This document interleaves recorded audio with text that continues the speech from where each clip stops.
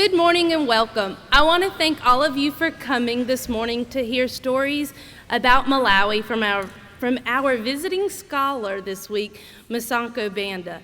It is a very unique and interesting experience for all of us, and it's all thanks to the fact that we attend a university in which one of our focuses is cultural diversity, where there are always numerous opportunities to experience different cultures, not only firsthand, but through opportunities just like what Mr. Banda has provided us for all of us this week. I want to encourage you to dive deep into and engage in all diversity that takes place at GSW. I hope you all make efforts to attend the events that Mr. Banda has left here on campus. Dr. Patterson?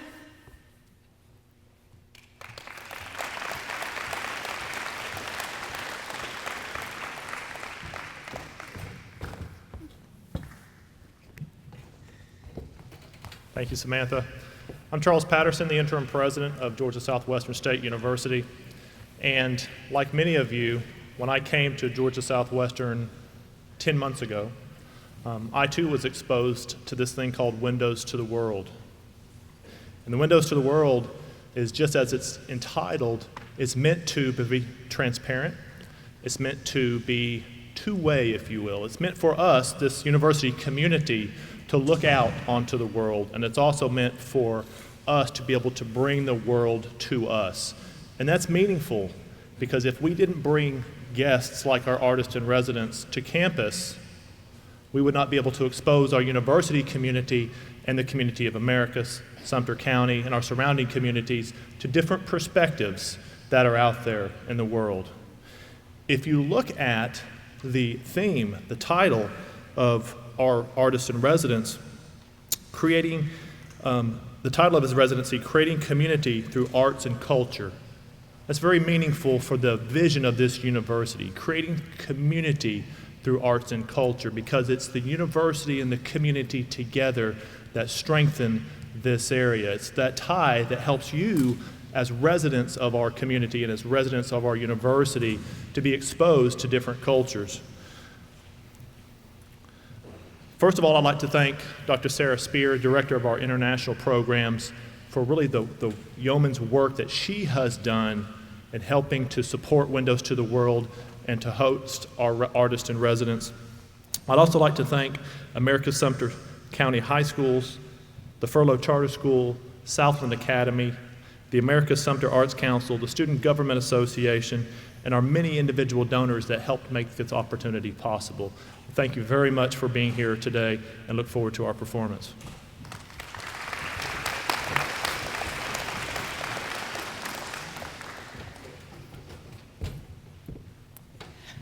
"30 years ago, I met Masanko as a new international student at the College of Worcester, where I was Director of International Student Affairs. 20 years later, his name popped up when I was in North Carolina as a performance artist at the Leaf Festival in North Carolina, and I was like, oh my goodness, this is my student from years and years ago. So I'm very pleased and excited to bring Masanko here this week, and I look forward to hearing a lot of your feedback on the survey assessment after this. I want to hear your thoughts and ideas about what you get from today. So I'm not going to take up much time, but I want to welcome my dear friend and artist, Masanko Banda. Ambuye,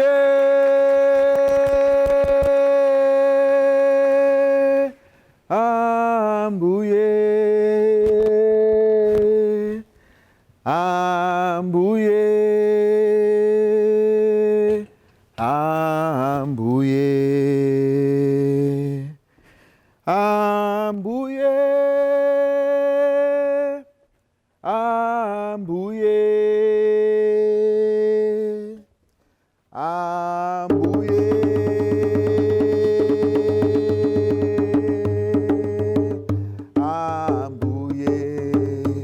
ambuye zikomo, ambuye zikomo, ambuye, ambuye, ambuye zikomo.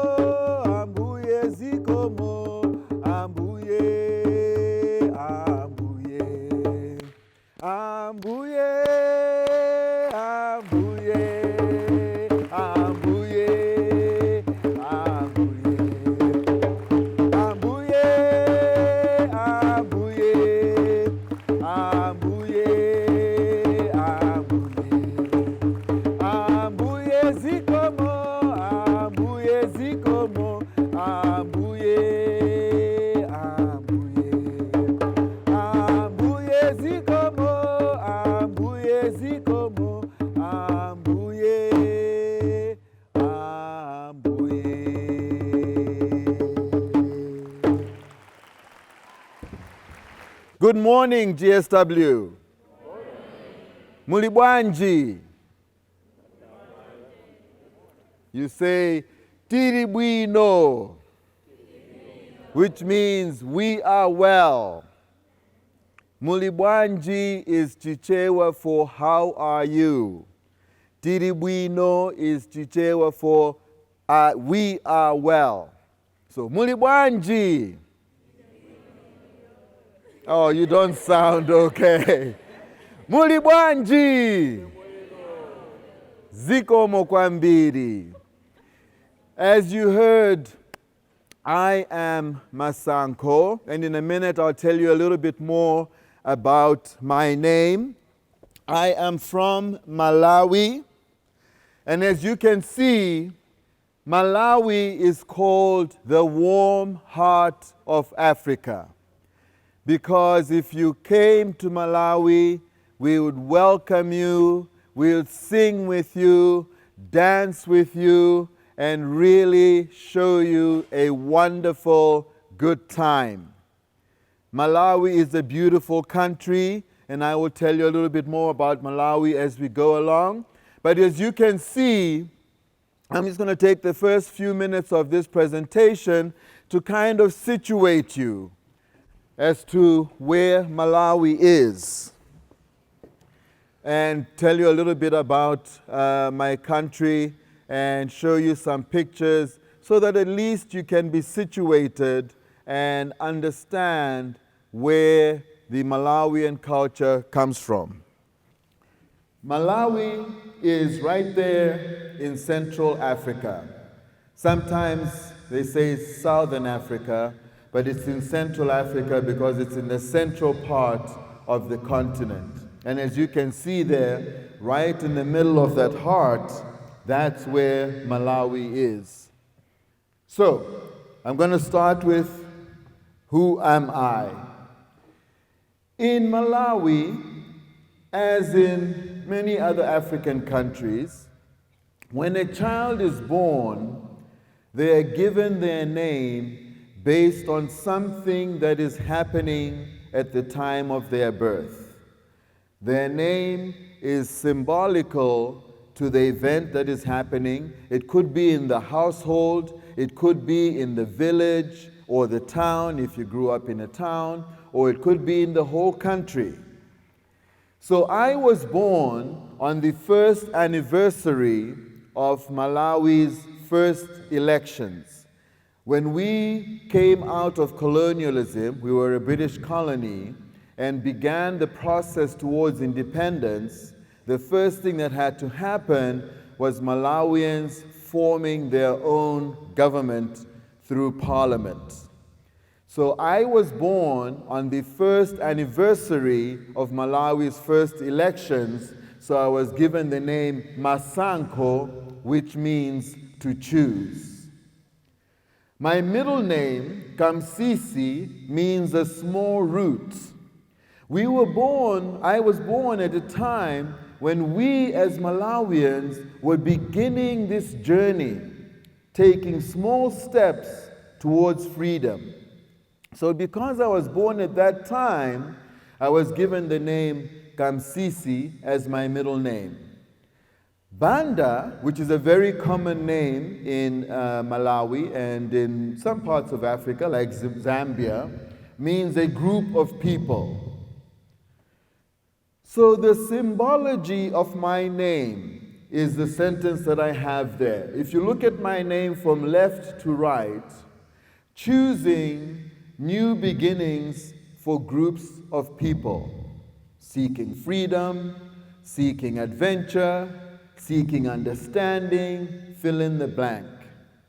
And so when I was 5 years old, my grandmother said to me, your job when you grow up will be to bring joy, peace, and healing and understanding to people all over the world using dance, music, and stories.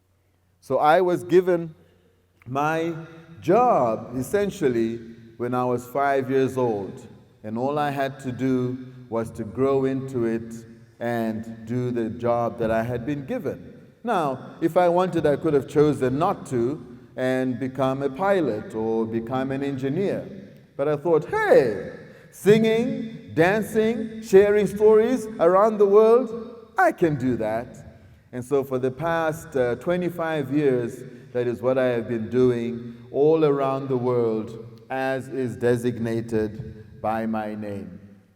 I am the firstborn in a family of 6. We are 3 boys and 3 girls. My younger brother, his name is Thokozani, which means to give thanks. Mbumba means, that's my sister, means one who is taken care of. Jawezi means something that we are waiting for. Alexander, he got given a British name because my dad, admired Alexander the Great. And Kalendo means somebody who is a visitor. So those are my 6 siblings. And at some point, about 3 years ago, I was living in California. Kalendo was living in Texas, and she still lives there to this day. Jawezi was in Washington, D.C. Mbumba was in Malawi. Thokozani was in Germany, and Alexander was in Malaysia. So we spanned the continent as siblings. These are my parents, Mr. and Mrs. Aleke Banda. My dad passed on 5 years ago, but my mom is still around. My dad passed on just before they celebrated their 49th wedding anniversary. An amazing couple. I'll tell you a little bit about them. Remember I talked about me being born at the time of independence? Well, both of them were freedom fighters in Malawi. And the story we tell as kids is that they were throwing rocks at the British to chase the British out of Malawi. And as they were throwing rocks at the British and saying, "Give us our independence," they looked at each other and said, "Hey, you're cute. Hey, get out of here, you British. Hey, I think I can marry you. Hey, get out of here, you British." That's the story we kids tell amongst ourselves, because they did meet on the front lines of the battle against the British in the late 50s. This is Malawi, just to situate you, a long, narrow country surrounded by Zambia, Tanzania, and Mozambique. A beautiful country.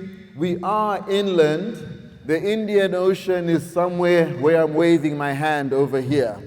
So that's the Indian Ocean. And then across there, Zambia, we go all across to Angola and the Atlantic. I grew up in Blantyre. You can see there just below Zomba. That's where I went to school, and in a minute I'll show you a picture of Blantyre. Up there at the top, where it says Nkata Bay, that's where my village was. So I grew up in 2 worlds. During the school year, I was in Blantyre, going to school. I went to St. Andrews International High School, which was a school in Malawi for all of the international kids who were living in Malawi. So I went to school. On any given day, the person next to me could be speaking Gujarati, the person on this side speaking Portuguese, somebody behind me speaking Spanish, somebody there speaking Jewish, and then somebody over that side speaking Hindi. So my class, every class that I went to was like a mini United Nations. The village was amazing. It was right on the shores of Lake Malawi. We would go fishing, hiking up in the mountains, chasing monkeys. It was a wonderful childhood. And of course, singing and dancing. So that is Malawi, 14 million people spread out across the country. Here, where it says Mulanje, is the 12th highest mountain in the world at about 10,000 feet. And then there's another mountain in Zomba. There's another mountain up there in Mzuzu. but the rest of Malawi is a combination of desert, a little rainforest, and grassland and savanna. So that just situates you in Malawi. And here's another kind of more plainer map that just shows the major cities. There in the middle is Lilongwe. If you flew to Malawi, that's where you would fly into the capital city. And then there's Mzuzu in the north, Blantyre in the south are the two other cities. And then the lake is there. This is Blantyre. Unfortunately, it's not a very clear picture. But, you know, many times I get asked, did you grow up in a hut? Well, yes. When I went to the village, I grew up and I lived in a hut. But when I was in Blantyre, it's a metropolitan city, just like any other. In the foreground here is Mount Sochi Hotel, a large international hotel. And then there's banks and office buildings. You see the office building right at the end of the picture there? If you go about 2 miles beyond that little forest of grove of trees there, that's where our house was. And then a little further on, the school that I went to. So that is Blantyre, where I grew up. We love to dance in Malawi. And if you came to Malawi, you would dance with us. This is 2007. 45 visitors from all across the United States came to Malawi. I brought them to my village, and this is them learning to dance, one of our traditional dances. We are a country of artists. We sing, we dance, we share stories, because for us, that is how we make sense of the world. We make sense of the world through our stories, through our music, through our dance. I grew up from when I was a child dancing. In fact, in high school, my friends used to tease me and say, you know, when you were born, I bet you the nurses had to run around the delivery room chasing you because you were born dancing. I was called Crazy Legs. I kid you not. My friends would say to me, Masanko, come to our party. You don't have to stay. Just come and kick off the dancing. Then you can leave. So I love to dance, and if you came to Malawi, we would dance with you and teach you dancing. That is our flag, which again is very symbolic. Black, the color of the people of Malawi. Red, the blood that was shed fighting for independence. And green, the brilliant, beautiful vegetation that you would see if you came to Malawi. And the rising sun is the symbol of the sunrise. This flag was, of course, designed when we were becoming independent, and so the flag is a symbol of the rising sun, a nation rising up towards a new future out of colonialism. So that is our flag. This is my wife, Spiwe, and I need to share with you a story really quickly. We met in 1986. Now, to situate you, Malawi was a dictatorship, as most African countries were that became independent in the 60s. And so as a dictatorship, the people lived under oppression. We always say we jumped out of the frying pan of colonialism into the fire of dictatorship. My father, who I showed you a few minutes ago, was in the government, and he spoke out against the dictatorship, and so he was imprisoned for 12 years. When I graduated from high school, I had enough credits to go to university, but Malawi only had one university, and I was not allowed to attend. So I worked, and in 1987, I was able to escape from Malawi and come to the US so that I could go to university. So I met Spiwe 8 months before it happened that I could leave. But I didn't know when I met her that this was going to happen. So we dated and courted, and we went through all of the traditional rituals of engagement to get married. And then the notice came, Masango, leave as soon as you can, go to the United States before the president puts you in jail. So we looked at each other and said, okay, what do we do?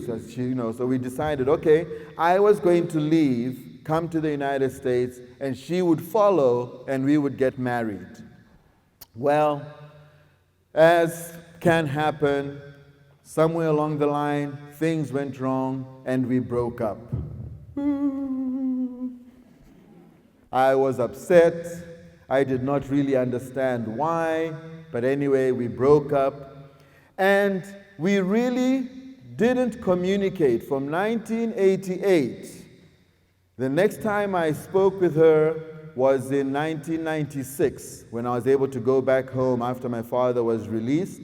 We met briefly. She had since gotten married and had 2 children. So we just met briefly. Hi, how are you? How is school? How is work? How's the family? Etc., etc., etc., etc.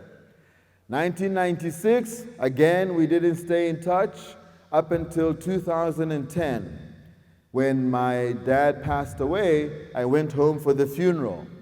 The day after I buried my dad, I got a phone call. Hi, it's Sipiwe. Hi, Sipiwe, how are you? She says, oh, Masango, I'm so sorry about your father. I was there at the funeral, but it was a big state funeral, so I didn't see her. How are you and how are things? So we talked. And then I said to her, but I want to see you. I want to ask you something. She said, okay, no, come to my office, come and see me. So before I left to come back to the United States, I went to her office to see her, and we talked. And I said to her, now tell me, what happened 25 years ago? Why did we break up? At my college, College of Worcester, I had a host family. And on weekends, I would go visit my host family. They would take me shopping. They would take me to the church. And on the Monday, when I got back to the college, I called a friend of mine in Malawi and said I was with my host family for the weekend. He went and told Spiwe Masango was with his wife. So she got angry and moved on. And I got to find out that she had moved on, and we broke up. And I said to her, why didn't you ask me? I was with my host family, not my wife. She said, I was so angry, I just decided, well, if you're going to leave me engaged in Malawi and get married, then, you can just get out of my life. I said, you should have asked me. So I said, anyway, she knew that I was not married. I knew that her husband had passed away. He had passed away of cancer. So we both knew that we were single. We looked at each other and decided 25 years later that we were still in love. The very next summer when I went home, I proposed, we got engaged, and in 2011, we got married. We had a wedding in Malawi, and then when it came to the United States, we came together for a honeymoon, and we had a second wedding, second reception in California. So this is us reconciled after 25 years. Thank you. So now, this is us at our engagement. So this is Piwe on the left. Before I met Sipiwe, I had a daughter, Firoza, and then that's Imelda, Sipiwe's daughter, and Azeh, Sipiwe's son. Firoza has just turned 30, Imelda is 23, and Azeh is 21.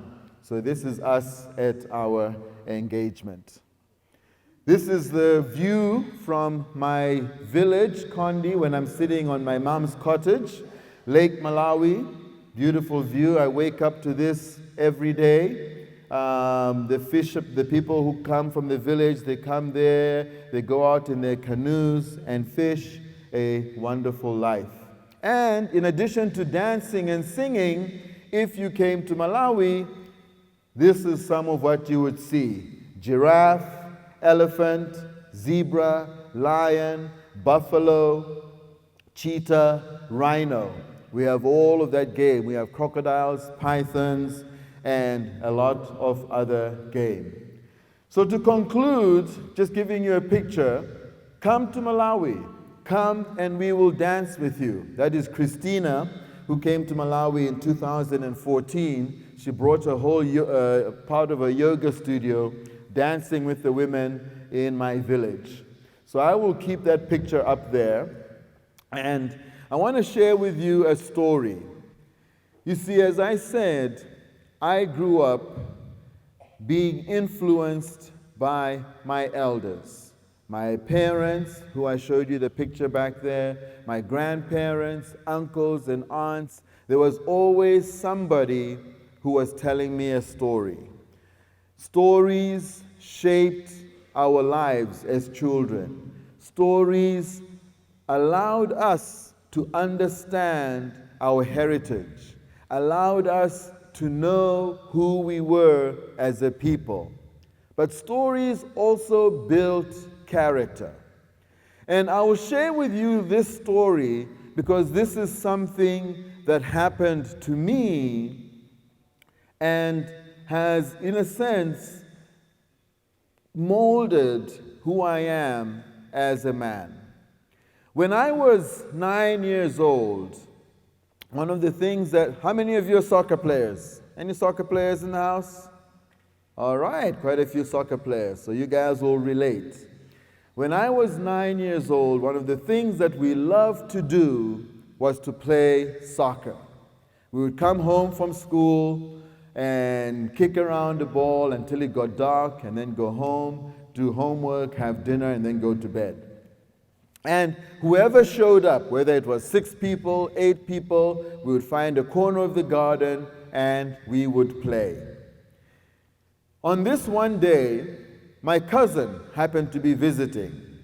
We were both 9 years old, but my cousin was slightly bigger than I was. And every now and then we would tease him about it, but a few times it would get ugly, like it did on this one occasion. I was playing left wing.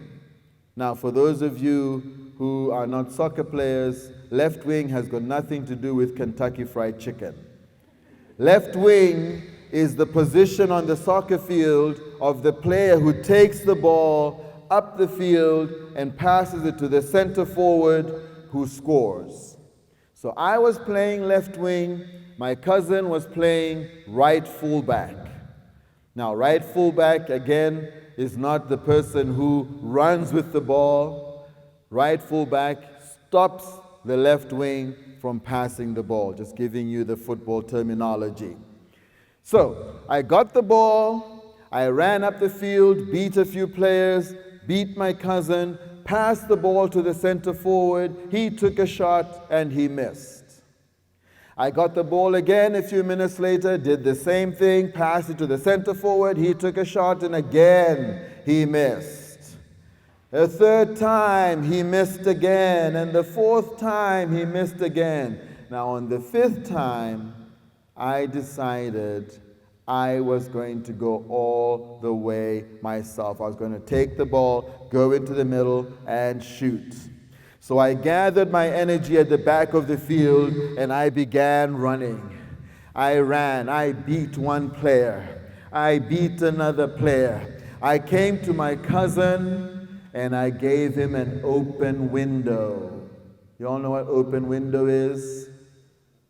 Okay, open window is when you go like this, and the player goes like this with his foot, and you put the ball in the middle and go around him. It's a very humiliating way. Any of you play right fullback have had open window done to you?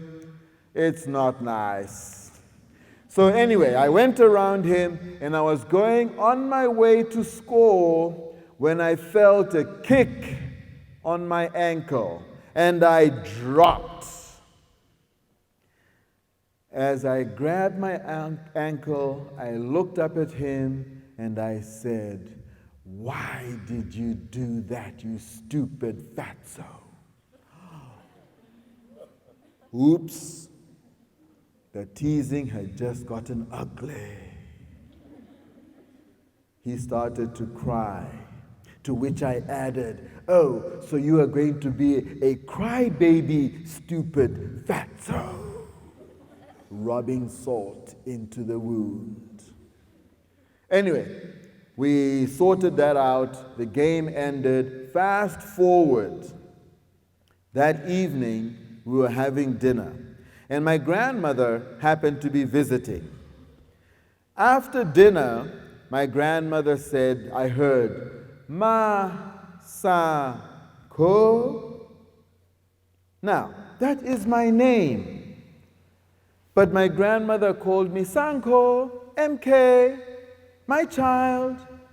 When any adult said, "Ma sa ko," I knew I was in trouble.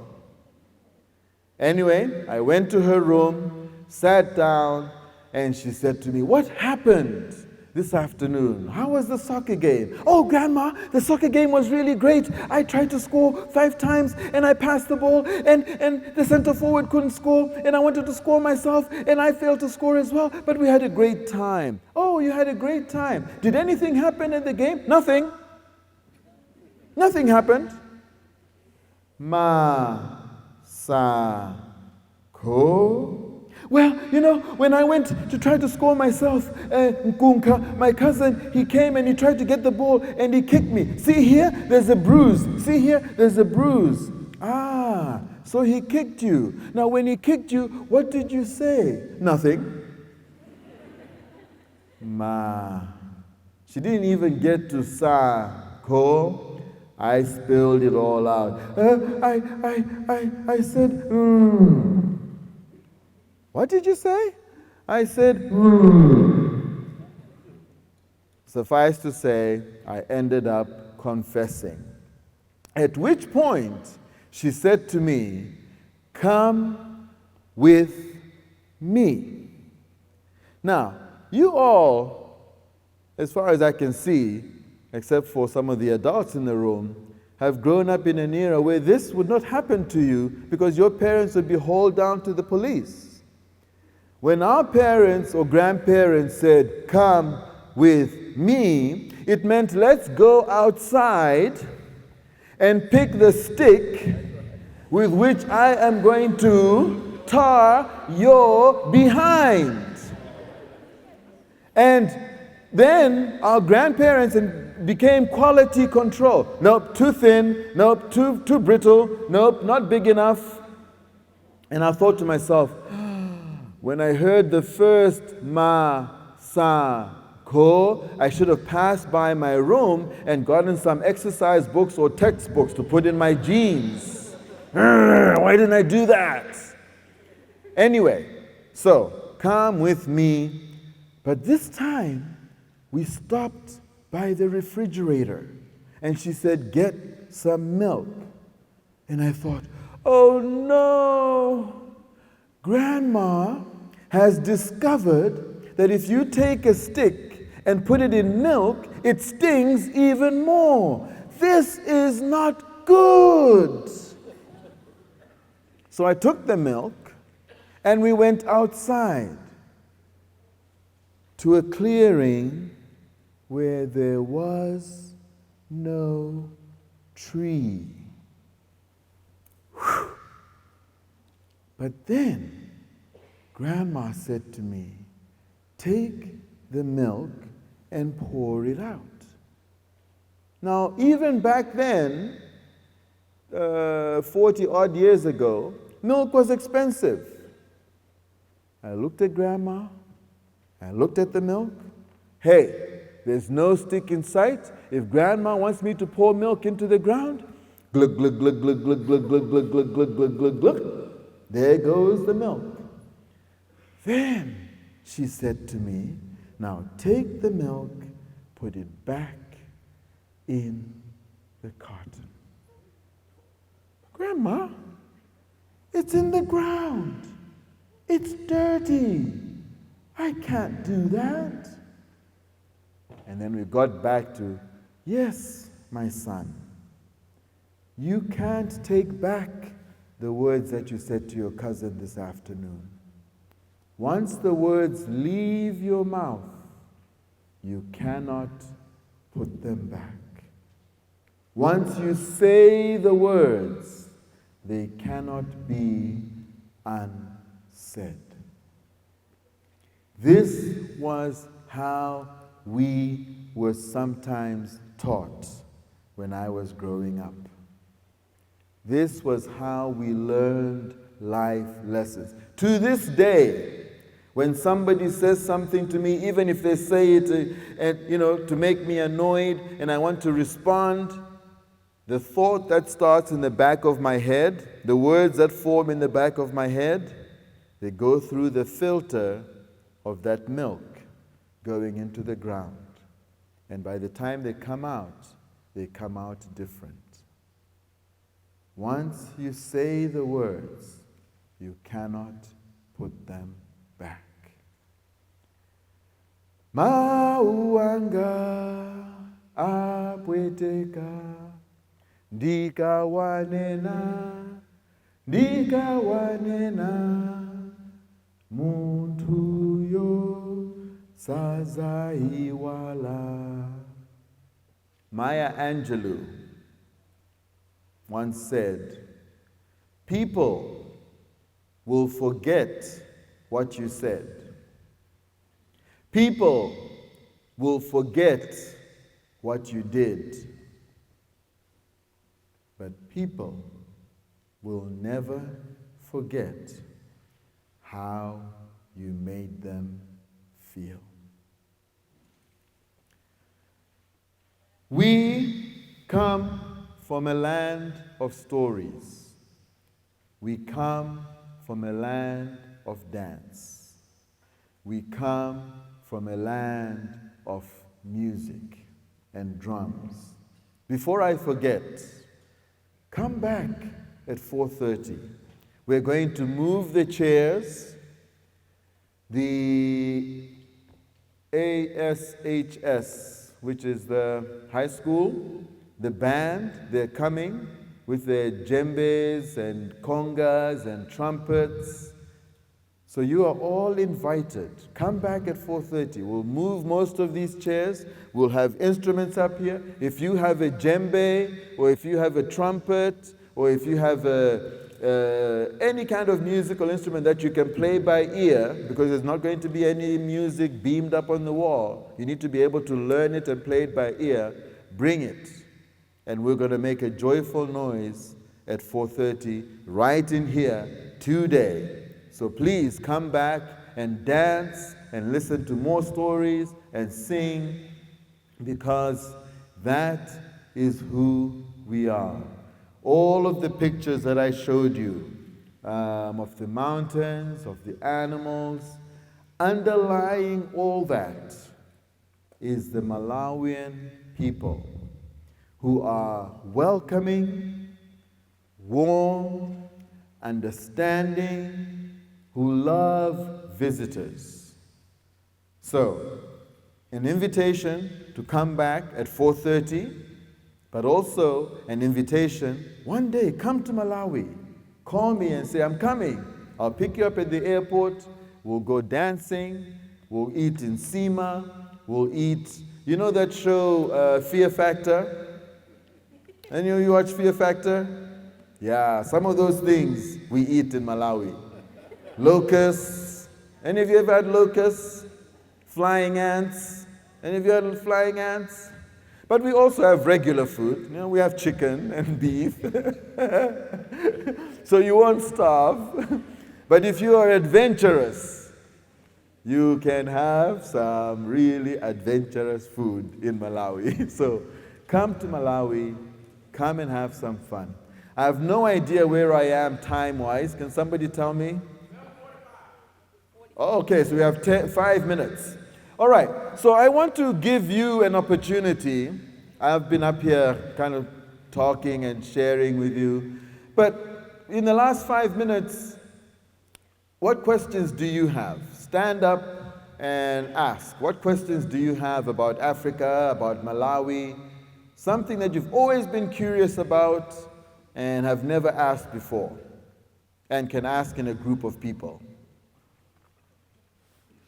When you said you were at the school and there were so many different languages being spoken, why were there so many different cultures or different languages being spoken at your school?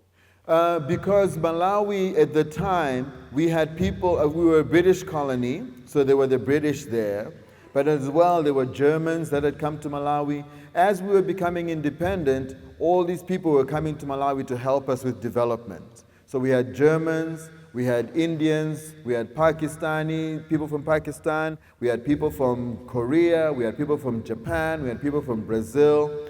So the school that I went to was an international school where all the expatriates came. So that's why we had all these different languages spoken. Yes, go ahead. Stand up and in a nice loud voice.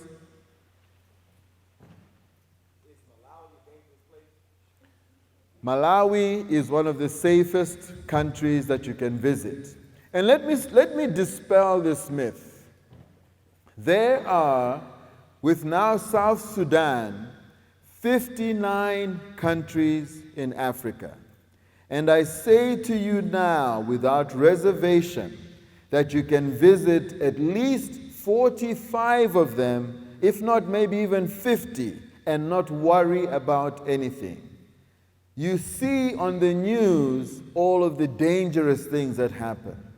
But for about 40 to 45 countries, we live in peace, we sing, we dance, there's not a bomb in sight, you don't have to worry about anything. So, do the research. I mean, I can tell you now the countries not to go to, not an exhaustive list. Don't go to Libya, don't go to Tunisia. Egypt, questionable. Northern Kenya, advisedly. Congo, I wouldn't recommend. Eritrea, don't go there. Let's see. Those are the ones that come to the top of my mind. But Malawi, Tanzania, Sierra Leone, Ghana, Nigeria, Cote d'Ivoire, Senegal, come and dance. Namibia, South Africa, Zambia, all of those countries you can come to and not worry about a thing. Somebody else? Question? You said your middle name was the root. Like, I want to know when y'all name African babies, the name of, like, you said literally the root. Is it a type of root in Africa, or does it literally mean root? Like, No. The Kamsisi literally means small root. So as in small root of an oak tree, small root of a sycamore, small root of a cabbage. So it literally means small root, the thing that you don't see that is underground. Yeah. But root, as you were thinking, Banda is a root name. Piri is a root name in terms of, we say in Africa, Mfunda. So it's like the Browns. So the legacy of the Browns. The legacy of the Smiths, okay? So Banda, Piri, Chirwa, these have deep roots in terms of ancestry. But the word Kamsisi means literally small root. Anybody else have a question? Yes. What is your largest industry in Malawi? We are an agro-based economy, so tobacco. Tobacco is our number one foreign exchange earner and the number one contributor to GPA, followed by sugar, and then tea, and then cotton, and then coffee. We have other light industries, but our economy is agro-based. We are just now exploring mineral wealth. We've found some uranium in the north. We've also found some iron ore that we're exploring. And we also suspect that under that beautiful lake, we have oil. And we're kind of like going, well, do we really want to explore this? What does that mean? Because that's our only source of fresh water, our only source of protein. So it's it's kind of like we are exploring it, but we're not quite sure whether we're going to go ahead and develop, because we have to think of environment. Anybody else? Yes. You said that there's all these kind of animals and stuff. How common is it to see like a lion and a giraffe? If you go to a game park, it's very common. Other than that, it's just like here, where I lived in California. If you're driving down Sunset Boulevard, you're not going to run into a cougar. But if you're up in the hills, you might. So it's the same thing. If you're in Blantyre, you're not going to see a lion. But if you're driving from Blantyre to Lilongwe and you pass Lengwe National Park, especially at night, you might have a lion crossing the road in front of you. Our lion to human or elephant to human interactions are, in my lifetime, I think I've heard one lion attack. Surprisingly, who knows which animal kills the most people in Africa? Does anybody know? Hippo. Yeah, go figure. 2-ton animal. And it's the one that kills the most people. Because people think, big, cannot catch me. But that thing can get from 0 to 30 miles an hour in like 4 seconds. And you get between mama hippo and baby hippo, you are in trouble. And also, the hippo cannot see very well from under the water. So what it does when it's coming up, it goes like this as it comes up. And if there's a canoe up there, the canoe goes in, the people in the canoe go into the Shire River or Lake Malawi, and there's a baby around, and mother hippo. I mean, they don't even eat humans, but don't come near them. So yeah, there's very little human-animal encounter. All the animals are in game parks. Kasungu Game Reserve, Liwonde Game Park, Nyika Plateau, and Voisa Marsh. One more question, somebody, and then we'll sing a final song of thank you, and I'll let you get on to your next class, but come back at 4:30. One more question. Yes? What is the most common religion practice? We are 60% Christian, 30% Muslim, and 10% other. And then in Christian, there's Presbyterian, Catholic, Anglican, Baptist, Episcopalian, Jehovah's Witness is in there somewhere, Church of Latter-day Saints is in there somewhere, Seventh-day Adventist is in there somewhere, and then there's Muslim, and then there's a few Jews, there's some Hindus, some Baha'is, but it's predominantly Christian. I was born Presbyterian, Church of Central Africa Presbyterian out of Scotland. Thank you so much. Put your hands on your heart like this. I am so grateful to you. I am so grateful to Dr. Spear. I'm so grateful to Dr. Charles Patterson, to the Americas community, the high school, Southland Academy, Furlough Elementary School, all of you for coming. If you didn't come, I'll just be up here rehearsing all by myself, which would be great because I don't mind rehearsing by myself, but it is so much better if I have an audience. So, Zikomo is the word for thank you in Malawi, so go like this. Zikomo.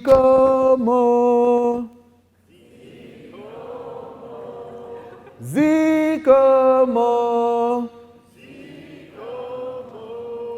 Zikomo. Zikomo kwambiri. Zikomo. Zikomo. Zikomo.